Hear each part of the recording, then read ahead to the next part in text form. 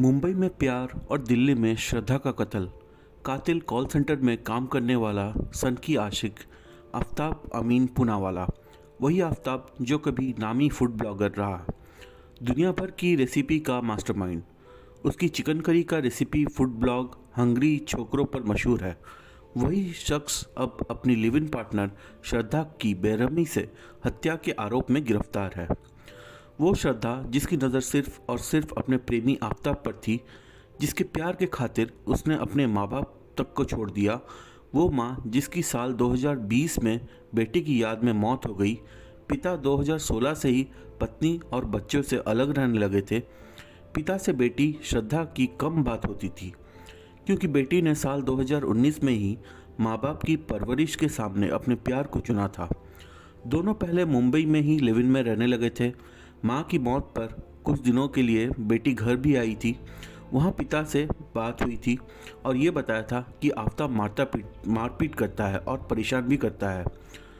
उस समय पिता ने बेटी को उसे छोड़ने के लिए कहा था, पर बेटी के सामने उस आफ्ताब ने माफ़ी मांग ली थी। उसके दिखावे वाले आंसुओं ने श्रद्धा पिघल गई। फिर उसने माँ की मौत और पिता की लाख कोशिशों के बाद भी उसी आफ्ताब के पक्ष लिया। उसके साथ फिर से रहने के लिए चली गई।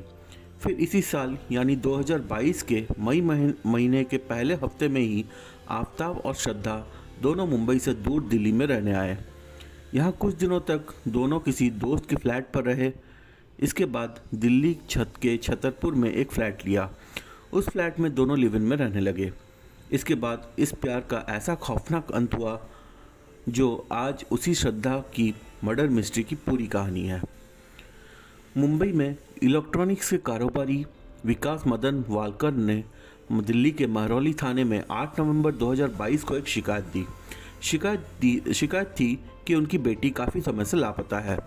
उन्हें अपने लिव इन पार्टनर आफ्ताब अमीन पर अपहरण करने का शक है, क्योंकि बेटी से कई महीने से कोई संपर्क नहीं हो पाया था।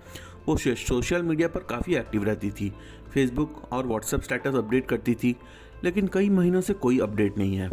दिल्ली पुलिस ने शिकायत ले ली और अपहरण के धाराओं में मुकदमा भी दर्ज करवा लिया और जांच भी शुरू कर दी। उनकी बेटी की उम्र करीब 27 साल थी। वो पिछले 3 साल से ज़्यादा समय से आफ्ताब के साथ लिव इन में रह रही थी। कुछ महीने पहले ही दिल्ली में रहने आई थी, लेकिन उनका अब तक कुछ पता नहीं चल रहा था। श्रद्धा के एक दोस्त ने उसके पिता को फ़ोन करके बताया कि पिछले 2 महीने से उसकी फ़ोन पर बात नहीं हो पाई है। फिर घर के लोगों ने कई तरह से संपर्क करने की कोशिश की, लेकिन फिर भी कोई जानकारी नहीं मिली। पुलिस ने लड़की और आरोपी दोनों के मोबाइल फ़ोन के लोकेशन की जांच की। दोनों की लोकेशन एक साथ कई दिनों तक दिल्ली के छतरपुर में मिली, लेकिन उसके बाद लड़की का फ़ोन एक्टिव नहीं मिला। इसके बाद पुलिस ने छतरपुर के आफ्ताब के एड्रेस का पता लगाया। अब पुलिस जांच करते हुए उस पते पर पहुंची जहां आफ्ताब रहता था। वो पता था दिल्ली के छतरपुर में गली नंबर 1 का एक मकान। उसी मकान में मई से ही आफ्ताब रहता था, लेकिन उस मकान पर ताला लगा हुआ मिला। अब आफ्ताब फरार था, मकान पर ताला था। अब पुलिस ने पड़ताल शुरू कर दी। तब तमाम सर्विलेंस की मदद से शनिवार यानी 12 नवंबर को आफ्ताब को दिल्ली पुलिस ने दबोच लिया। उससे पूछताछ की गई, पर चेहरे पर कोई अफसोस नहीं था। पुलिस ने सवाल पूछा, श्रद्धा कहाँ है? आफ्ताब के चेहरे पर शिकन तक नहीं आई, ये बताने में कि वो मर चुकी है। उसे मारने वाला वो खुद है। और फिर सवाल की कि उसे कैसे और क्यों मारा। फिर जो जवाब मिलता है वो रूह कांपने के लिए काफ़ी था। उसने बताया कि श्रद्धा बार बार शादी के लिए जिद करती थी, इसलिए 18 मई को ही उसकी हत्या कर दी थी। लेकिन उसके शव को ठिकाने नहीं लगा पा रहा था, इसलिए उसके शरीर के 35 से भी ज़्यादा टुकड़े किए और फ्रिज में रख दिया। उसे एक एक करके पॉलीथीन में डालकर ठिकाने लगा रहा था। इस कहानी की शुरुआत होती है मुंबई के कॉल सेंटर से। साल 2018 की थी। उस समय श्रद्धा 25 साल की और आफ्ताब अमीन 27 साल का था। दोनों मुंबई के मलाड के एक ही कॉल सेंटर में नौकरी करते थे। दोनों की दोस्ती हुई, फिर प्यार करने लगे। श्रद्धा के माता पिता दोनों साल 2016 से ही अलग रह रहे थे। माँ के साथ श्रद्धा और उसका भाई रहता था। पिता अलग अपनी माँ के साथ रहते थे। श्रद्धा से आफ्ताब ने इमोशनली दोस्ती की। फिर दोनों ने एक साल में तय किया कि लिव इन में रहेंगे। साल 2019 में दोनों लिव इन में रहने लगते हैं। इसके लिए मलाड में ही किराए का एक कमरा ले लिया। इधर माँ ने विरोध जताया।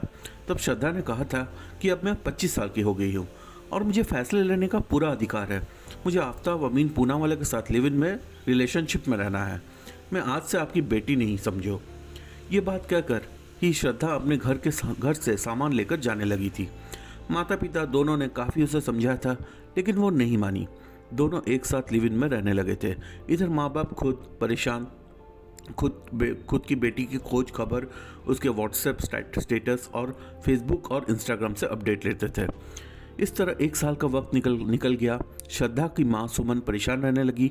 वो आखिरकार 23 जनवरी 2020 को सुमन की मौत हो गई। सुमन की मौत पर 4 साल पहले से ही अलग रहने वाले उनके पति और 1 साल से लिव इन में रहने वाली बेटी श्रद्धा भी आखिरी बार वहाँ पहुँचे थे, पर बात नहीं हुई। फिर सुमन की मौत के करीब 15 दिन बाद बेटी से पिता का फ़ोन पर बात हुई थी।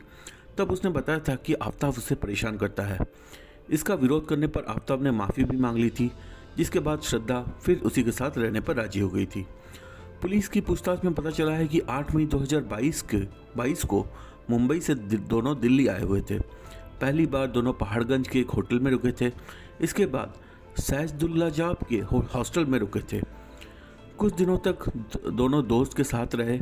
इसके बाद गूगल से लोकेशन तलाशते हुए छतरपुर में किराए का फ्लैट लिया था। यहाँ आने के 10 घंटे बाद ही आफ्ताब ने श्रद्धा की गला घोंटकर हत्या कर दी थी। इसके बाद लाश को कमरे में ही 24 घंटे तक रखे रहा। अब वो लाश का ठिकाने लगाना चाहता था, लेकिन लाश को कैसे बाहर ले जाता। दिल्ली में आफ्ताब के पास कार भी नहीं थी। अकेले लाश को कैसे लगाता। इसलिए उसने सोचा कि अब उसे कई टुकड़ों में काट कर ठिकाने लगाया जाए। अब ऐसा करने के लिए उसने अपने पुराने फूड ब्लॉगर वाला तरीका चुना। मार्केट में जाकर पहले एक आरी खरीदी, फिर 300 लीटर वाला एक फ्रिज ले आया, साथ में कई रूम फ्रेशनर भी ले आया।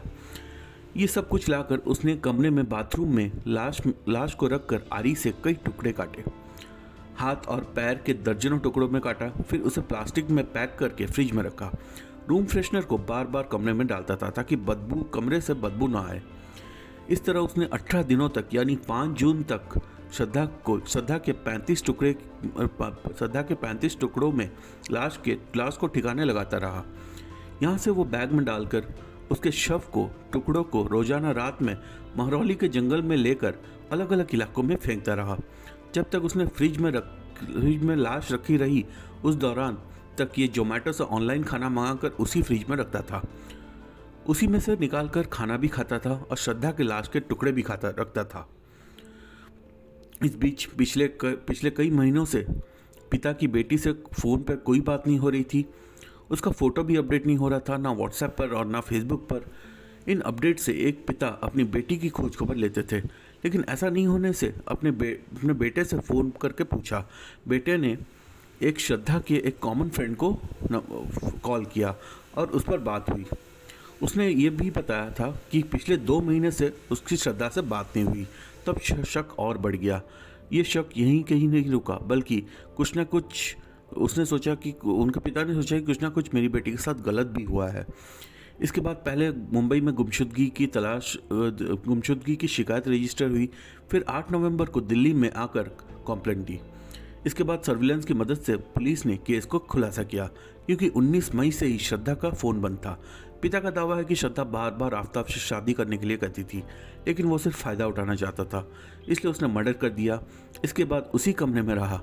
कॉल सेंटर में नौकरी भी करने लगा था और दूसरी लड़की से प्यार भी करने लगा था। उसे कमरे पर भी पिछले कुछ महीने से ला रहा था, लेकिन कभी किसी को शक भी नहीं हुआ। आफ्ताब अमीन पूनावाला मुंबई का ही रहने वाला है। वो बढ़िया शेफ़ है। उसने मुंबई के एक नामी कॉलेज LS रहेजा से बैचलर इन मैनेजमेंट स्टडीज़ किया है। इसे फूड ब्लॉगिंग का भी शौक़ है। उसने खुद का फूड ब्लॉगर वेबसाइट बनाया है, जिसका नाम है हंग्री छोकरो। इसके सोशल मीडिया प्रोफाइल देखने से भी कई चौंकाने वाली बात सामने आई है। आफ्ताब के सोशल मीडिया प्रोफाइल से पता चला है कि आफ्ताब ने LGBTQ community, acid victim, women right का सोशल मीडिया पर समर्थन करता था। दीपावली पर पटाखों की जगह अपने अंदर की अहंकार को जलाने की बात करता था। आफ्ताब ने 28 जनवरी 2015 को अपनी फेसबुक की डीपी में LGBTQ कम्युनिटी को सपोर्ट करने वाला फोटो लगा रखा था। वहीं 29 अक्टूबर 2015 की दीपावली पर पटाखों की जगह अपने अंदर के अहंकार को जलाने की बात करने वाली पोस्ट को शेयर किया था। पुलिस इसी एंगल से भी जांच कर रही है कि कहीं ओपन रिलेशनशिप में और गे लेस्बियन की वजह से भी हत्या की वजह तो नहीं। श्रद्धा के सनसनीखेज हत्या केस में आरोपी आफ्ताब अमीन मामले में दावा किया जा रहा है कि कहीं उसने हॉलीवुड की वेब सीरीज डेक्स्टर देखकर तो यह आइडिया नहीं लिया। इसी एंगल से जांच हो रही है। हालांकि कुछ मीडिया रिपोर्ट से दावा किया गया है कि डेक्स्टर क्राइम वेब सीरीज देखकर उसे आइडिया मिला होगा, जिसके बाद उसने श्रद्धा की हत्या कर उसके 35 टुकड़े किए। लाश से बदबू न आए इसके लिए वो अगरबत्ती और रूम फ्रेशनर का इस्तेमाल करता था। हालांकि अभी तक पुलिस की इसकी तरफ से पुष्टि नहीं हो पाई है।